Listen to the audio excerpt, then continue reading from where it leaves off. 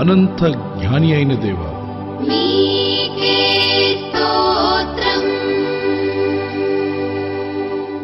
అతి సుందరుడు అయిన దేవ, మీకే స్తుతి. అగ్ని జ్వాలల వంటి కన్నులు గలవాడా, మీకే ఆరాధన.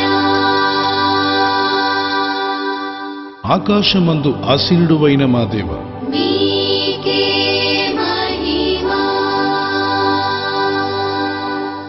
మృత్యుంజయుడు అయిన మా తండ్రి, మీకే ఘనత. కృపలకు పాత్రుడు అయిన మా దేవ, మీకే స్తోత్రం. సమాధానకర్తయగు దేవ, మీ